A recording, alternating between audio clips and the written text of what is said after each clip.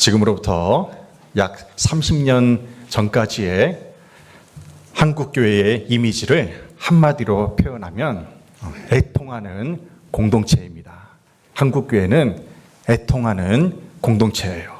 우리 선조들은 8.15 강복 이후에 너무나도 가난하고 혼란스러운 시절을 온몸으로 겪어야 했습니다. 게다가 가뭄도 자주 들고 또 굶주린 백성들이 너무나 고통스러운 그러한 시절을 보냈습니다.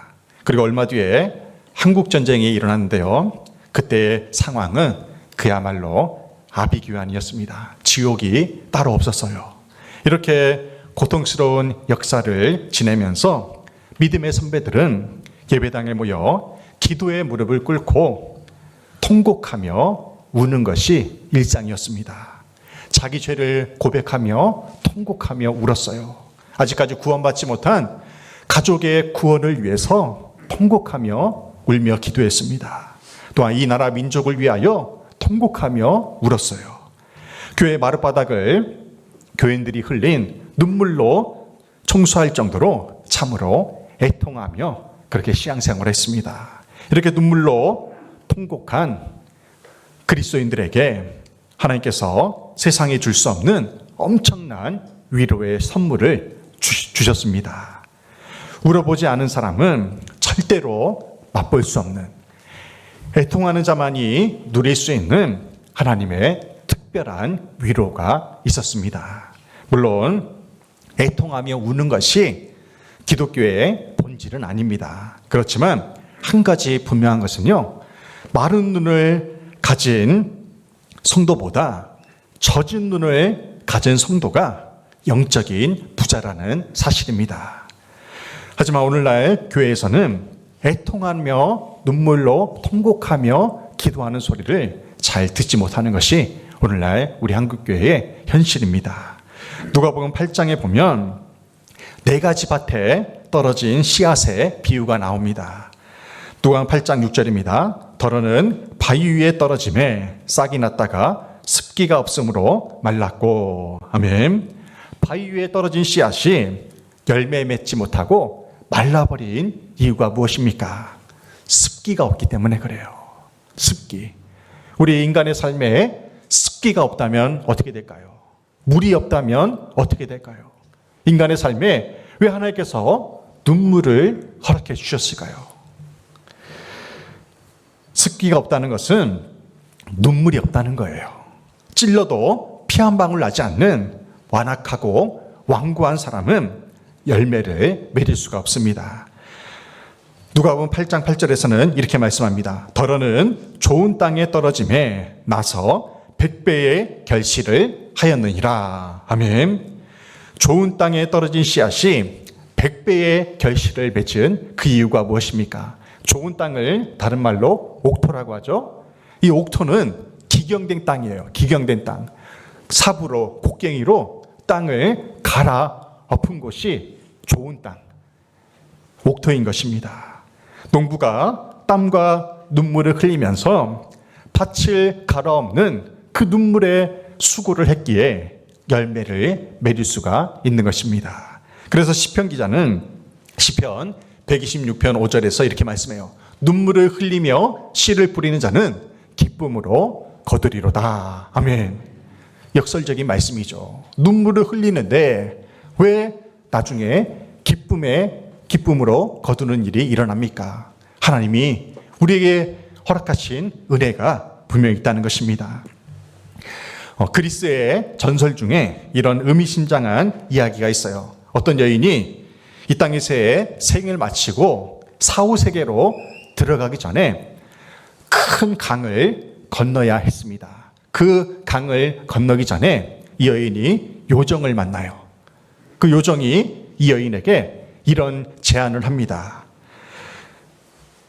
지나온 모든 생애의 고통을 잊을 수 있는 샘물이 있다. 이 샘물을 마시면 고통을 잊을 수 있는데 이 샘물을 마시겠느냐? 그렇게 권유한 거예요. 이 여인이 지나온 생애를 돌아보니까 너무도 많은 고통의 눈물이 있었어요. 아픔이 있었어요. 그래서 내가 이 샘물을 마시겠습니다. 고통을 잊고 가고 싶습니다. 그렇게 얘기한 거예요. 그랬더니 이 요정이 이렇게 말합니다. 이 샘물을 마시면 고통뿐만 아니라 이 땅에서 누렸던 기쁨도 사라지게 된다. 그렇게 얘기를 한 거예요. 고민이 되죠? 그런데 이 여인이 고통뿐만 아니라 이 땅에서의 실패를 잊고 싶다고 하는 거예요. 그래서 요정이 말합니다. 실패를 잊는 동시에 이 땅에서 누렸던 성공도 잊어버리게 된다. 그래도 마시겠느냐? 근데 이 여인이 또 생각해 보니까 자기에게 너무나 많은 상처가 있는 거예요. 나는 이 샘물을 마시고 내 상처도 다 훌훌 털어버리고 가고 싶습니다. 요정이 말합니다. 상처뿐만 아니라 이 땅에서 누렸던 사랑도 잊게 될 것이다. 이 샘물을 마시겠느냐? 이 여인이 곰곰이 생각하더니요. 어떻게 했을까요? 그냥 다 안고 가렵니다. 이 샘물을 마시지 않겠습니다. 그렇게 말을 한 거예요. 이 여인이 인생의 마지막 순례길에서 깨달은 것이 무엇입니까? 기쁨은 고통을 동반한다는 거예요. 성공은 실패를 수반하며 사랑은 상처를 동반한다는 것을 깨닫게 된 것입니다. 그래서 성경은 애통하는 자가 복이 있나니 그들이 위로를 받을 것이라 그렇게 말씀합니다. 오늘 본문 말씀인 마태복음 5장 4절은 이렇게 말씀해요.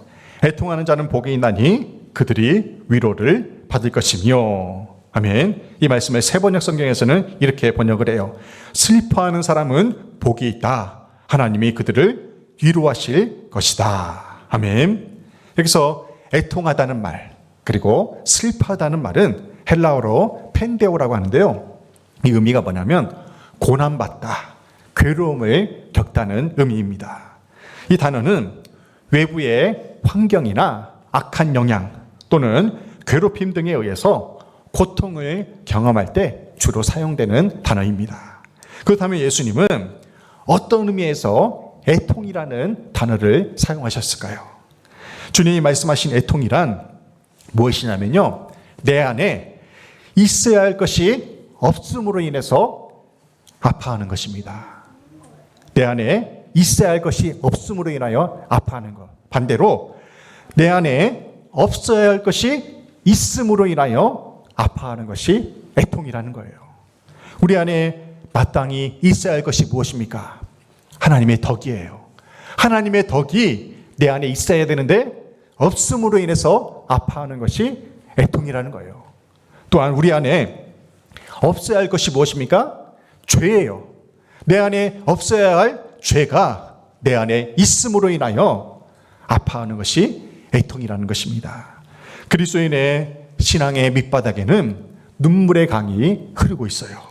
이 시간에는 누가 애통하는 자인지 세 가지로 살펴보면서 은혜를 나누고자 합니다. 첫째, 누가 애통하는 자입니까?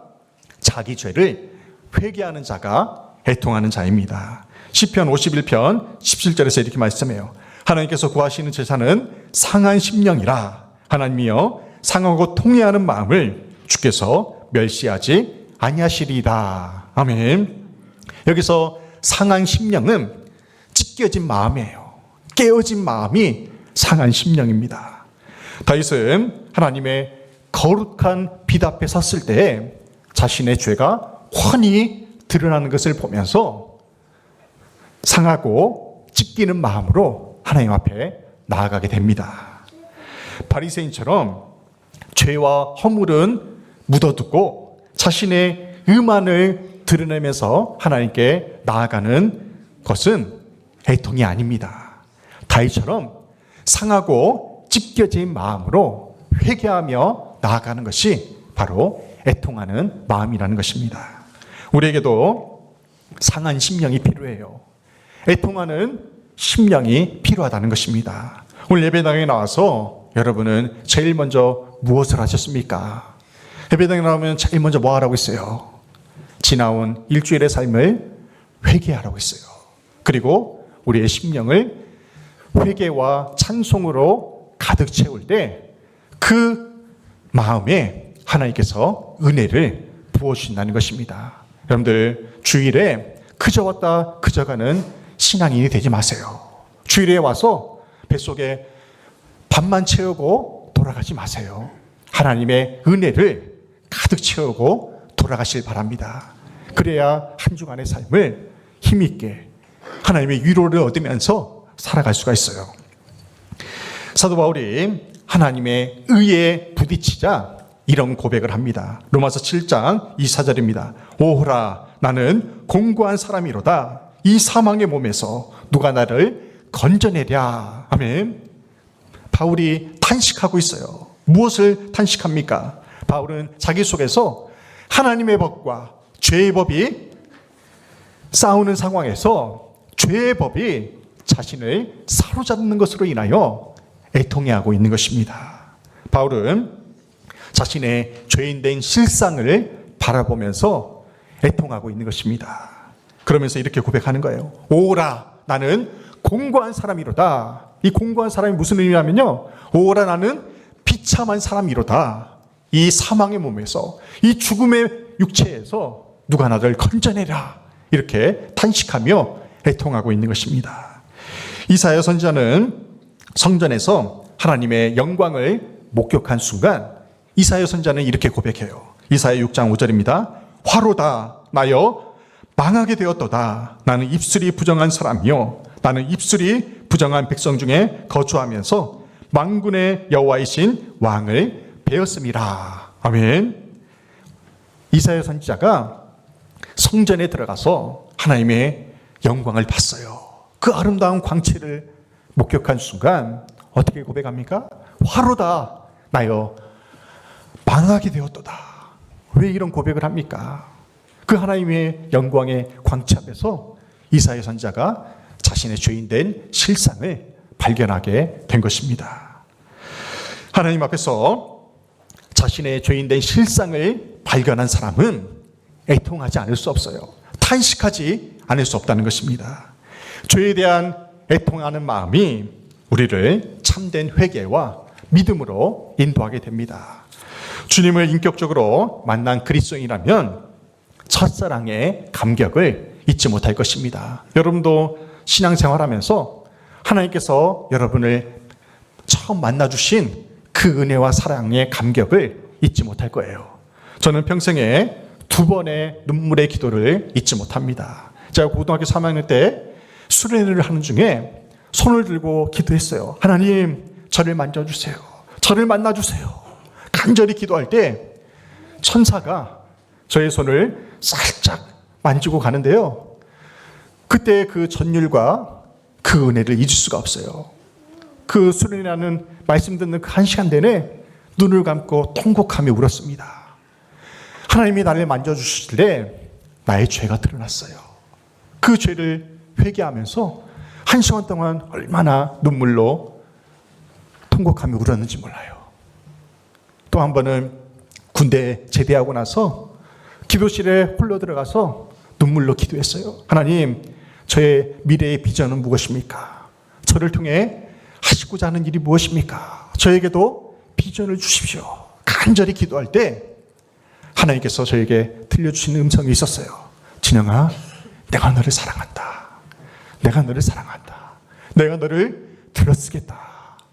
이 음성을 듣는데요, 저의 모든 그 미래에 대한 암울한 생각과 그 어두운 미래가 밝아지기 시작했습니다. 얼마나 감격하여 눈물을 흘렸는지 모릅니다. 마르틴 루터가 독일 비텐베르크 성당 앞에 붙인 95개조 반박문 그 안에 이런 내용이 있어요. 신앙인의 삶이란 끊임없는 회개와 참회를 하는 것이다. 공감이 되십니까? 신앙인의 삶은요, 끊임없는 회개와 참회를 하는 거예요. 저는 처음 신앙생활을 중학교 때 배웠는데요, 그때 무엇을 배웠냐면 통성기도하는 것을 배웠어요. 그래서 조용히 기도하는 것을 몰랐어요. 그냥 기도실만 들어가면 무조건 통성으로 기도하는 거예요. 통성기도의 장점이 뭔지 아세요? 회개가 절로 나와요. 통성으로 부르짖어 기도하면요, 회개 기도가 절로 나와요.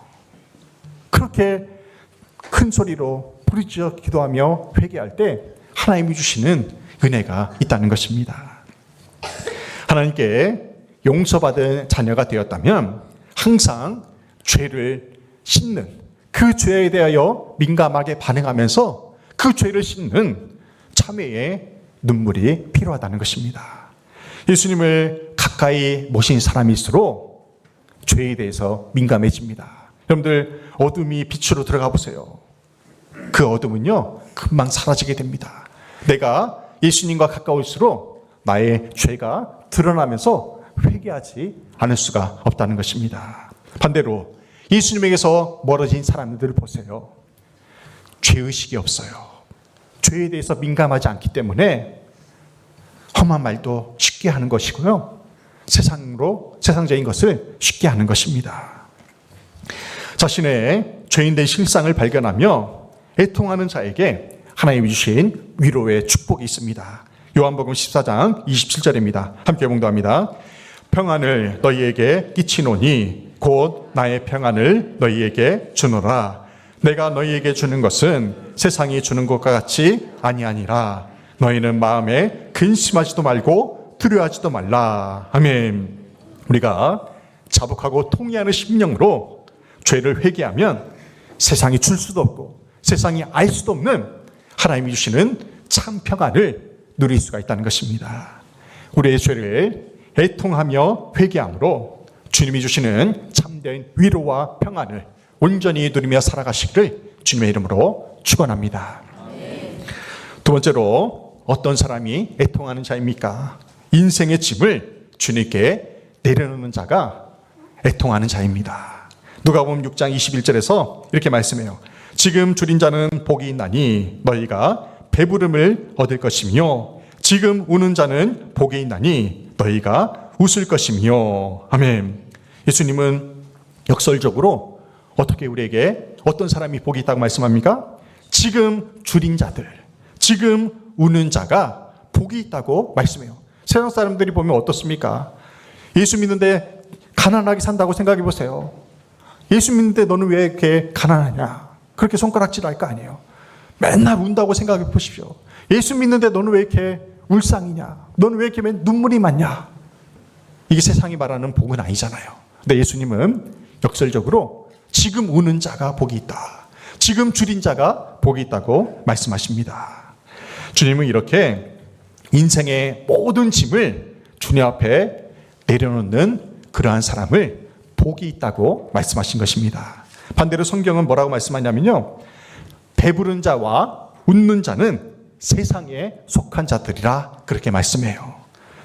주님은 부족한 것이 없이 풍족하게 살면서 날마다 희낙락하며 사는 자들을 저주받을 자, 화를 당할 자로 그렇게 말씀하세요. 여러분, 지금 줄이고 우는 자입니까? 아니면 배부르고 웃는 자입니까? 우리 주변에 눈물이 마를 날이 없을 정도로 애통하며 기도하는 사람들이 있어요. 사업의 어려움으로 끝이 보이지 않는 어둠의 터널을 지나면서도 끝까지 믿음을 붙잡고 나아가는 지혜들이 있습니다. 육신의 질고로 매일 찌르는 그 고통 속에서도 주님의 옷자락을 붙잡는 심정으로 애통해하는 자가 있어요.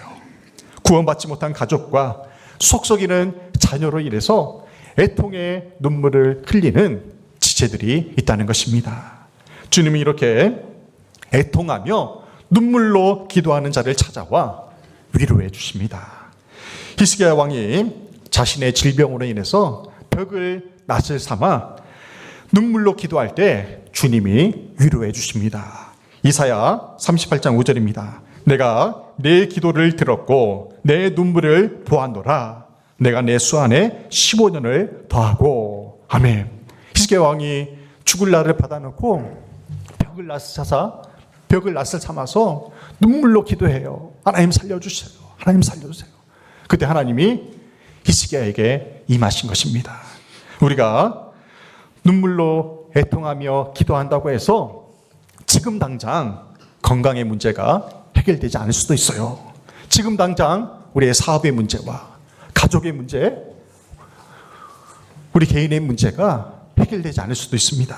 하지만 우리의 수고하고 무거운 모든 짐을 주님 앞에 내려놓을 때 주님이 우리에게 이렇게 말씀하십니다. 내가 내 기도를 들었고 내 눈물을 보았노라. 아멘. 주님의 이 음성이 여러분에게 위로로 들려지게 되기를 주님의 이름으로 축복합니다. 말씀 위에 부를 찬양이 내일 일은 남 몰라요 찬양입니다. 이 찬양이 만들어진 배경이 있어요. 음악적 가정에서 자란 아이라 스탠필 목사가 있어요. 아이라 스탠필 목사가 10살 때부터 8개의 악기를 다룰 정도로 음악적 재질이 훌륭했습니다. 17살 때부터 작곡을 시작했어요. 교회에서 찬양 인도자와 성가대 지휘를 하면서 음악적인 일에 쓰임받다가 목사가 되어서 이제 음악 목회를 하게 되었습니다. 라디오에 나올 정도로 유명한 목사가 되었어요. 그러다가 음악적 재능이 뛰어난 여인과 결혼을 해가지고요. 그렇게 함께 동역하며 사역하다가 아이까지 낳았어요. 하지만 결혼한 지 10년도 안 돼서 그 아내가 연예계에 진출을 선언하면서 집을 나가버렸어요. 그 아이를 데리고 나가버렸어요. 그리고 끝내 이혼에 이르게 된 것입니다. 아내와 이혼한 스탠필 목사가요, 우울증에 빠집니다. 사랑하는 아내와 아이를 보지 못하는 그 슬픔에 우울증에 빠져가지고요, 목회를 그만둘 생각까지 했어요. 그러던 어느 날 차를 타고 가는 중에 하나님께서 그동안 자기에게 베풀어 주신 은혜를 떠올리면서 기도하게 돼요. 운전하는 중에 눈물을 추룩추룩 흘리면서 하나님께 간구합니다. 하나님, 저의 미래를 주님께 의탁합니다. 나의 가는 길, 나의 미래를 주님께서 평안한 길로, 형통한 길로 인도하여 주옵소서.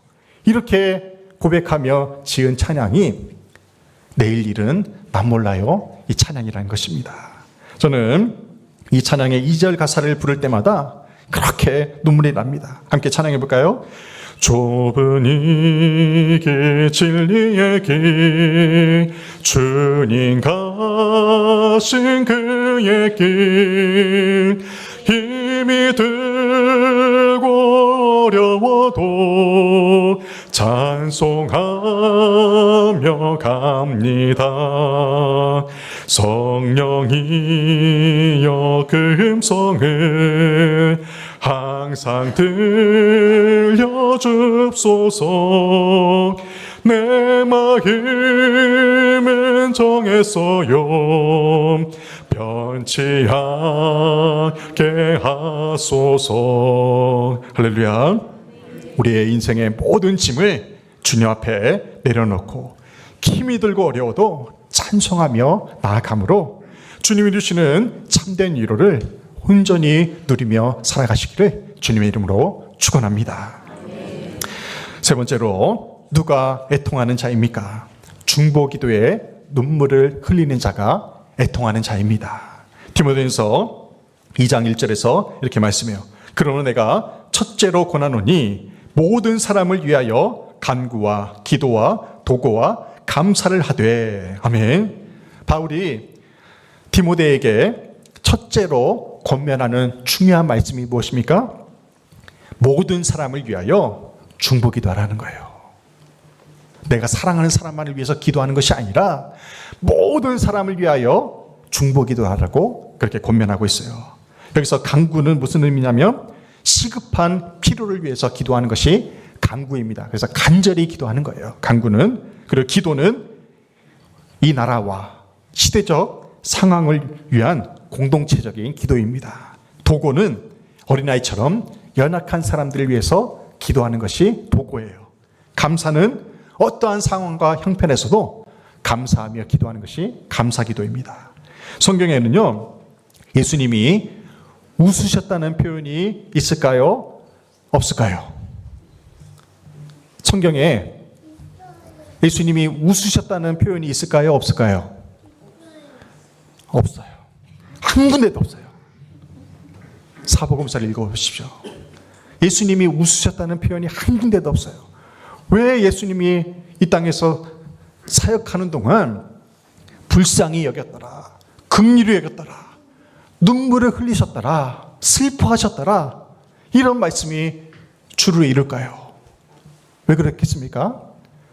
예수님의 눈은 항상 젖어 있었어요. 왜 그렇겠습니까?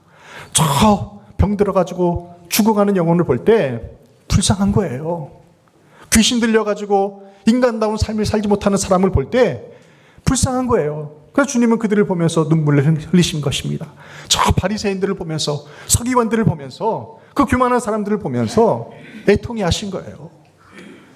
구원받지 못해 저 지옥불을 향해 달려가는 그 불쌍한 영혼들을 바라보실 때 주님은 웃을 수가 없었던 거예요. 그래서 주님의 눈은 항상 눈물로 젖어 있었던 것입니다. 예수님이 십자가를 지시기 며칠 전에 예루살렘 성이 환히 내려다 보이는 감람산에 올라가셨어요. 그 감람산 꼭대기에서 그 예루살렘 성읍을 바라보면서 주님이 눈물을 흘리십니다. 왜 갑자기 그 성을 바라보면서 눈물을 흘리셨을까요? 예수님은요, 그 폐역하고 악한 예루살렘 성읍에 40년 후에 무너질 것을 내다보신 거예요. 도리에 돌 하나도 남지 않고 그 성읍이 무너질 것을 내려다보시면서 슬픔의 눈물을 흘리신 것입니다. 누가복음 19장 43절 44절에 주님이 눈물을 흘리신 이유가 이렇게 나옵니다. 날이 이를지라 내 원수들이 토둔을 쌓고 너를 둘러 사면으로 가두고 또 너와 및 그 가운데 있는 내 자식들을 땅에 메어치며 돌 하나도 도리에 남기지 아니하리니 이는 내가 보살피를 만든 나를 알지 못함을 인함이니라. 아멘. 이 말씀이요, 주 40년 후에, 주 70년경에 그대로 이루어져요. 이 예언의 말씀이 그대로 이루어집니다. 역사적으로 주 70년에 로마 티토 황제가요, 로마 군인들을 이끌고 예루살렘을 침공을 합니다. 그때 토둔을 쌓아요. 흙을 메꿔 가지고 성읍으로 올라가는 거예요. 성을 에워싸니까요, 성 안에 있는 사람들이 식량이 떨어져요. 물이 떨어집니다.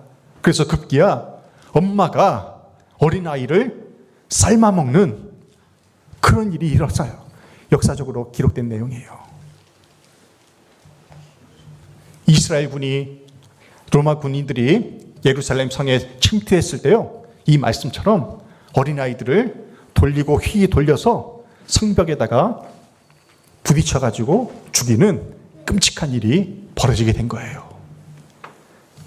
예루살렘 성전은 불타고 모든 성곽은요, 도리에 돌 하나도 남지 않고 무너져 내린 것입니다. 이스라엘의 죄로 인해서 예수님이 눈물을 흘리신 이 예언이 40년 후에 이루어지게 된 거예요. 우리의 시대적 상황과 주변을 둘러보면 애통하며 기도할 일들이 참으로 많이 있습니다. 국가적으로 어떻게 기도를 하고 있습니까? 임금들과 높은 지위에 있는 모든 사람을 위하여 기도하라고 성경은 말씀하고 있어요. 우리나라 대통령과 위정자들을 위해서 애통하는 심령으로 우리가 기도해야 됩니다. 그래야 이 나라가 고요하고 평안을 누릴 수 있다고 말씀해요. 대통령 탄핵 문제가 어수속히 해결되어서 우리나라의 고요한 평화가 어수속히 임하도록 우리는 간절히 기도해야 됩니다. 우리 주변에 있는 환우들을 위해서도 애통하는 심령으로 중보기도해야 돼요. 그리고 그의 가족들을 위해서도 기도해 주시기 바랍니다. 또한 사업의 어려움으로 힘들어하는 지체들을 위해서도 중보기도해야 돼요. 특히 어른들은 교회의 젊은 사업가와 청년들을 위해서 격려하는 역할을 해주셔야 됩니다. 무엇보다 우리는 구원받지 못한 영혼들을 위해서 애통하는 심정으로 중보기도해야 됩니다. 지난 주일에 청년부 신입생 환영회 겸 단합대회를 가졌어요. 우리 청년부 부장님이 심지아 지사님인데, 심지아 지사님이 멋진 레스토랑에서 밥을 사셨어요. 다들 맛있게 잘 먹고 마지막에 우리 심지아 집사님이 그런 말씀하시더라고요. 청년부 한 명 전도할 때마다 내가 밥을 사겠다. 한 명 전도할 때마다 밥을 사겠대요. 제가 그 얘기를 듣는데 감동을 했어요. 감동을 했어요.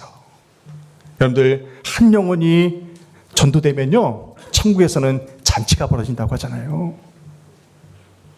그 천국 잔치가 우리 청년부를 통해서 이루어진다면 얼마나 은혜가 되겠습니까?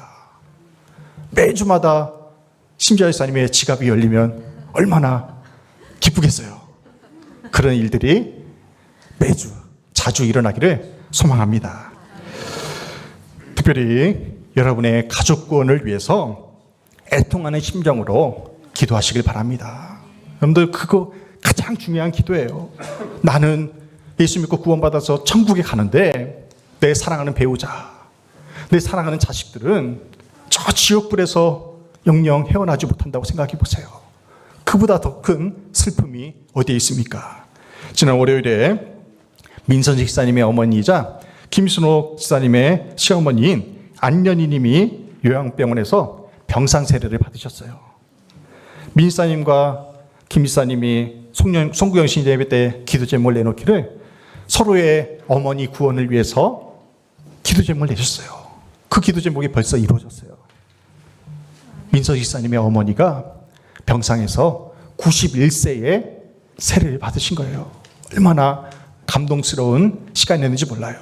이분들이 평소에 어머니의 기도를 위해서 얼마나 기도했는지가 느껴져요. 세례를 받는 자요, 비둘기 같은 성령이 임하셔서 이는 내 사랑하는 자요, 내 기뻐하는 자라는 그 하나님의 음성이 느껴졌습니다.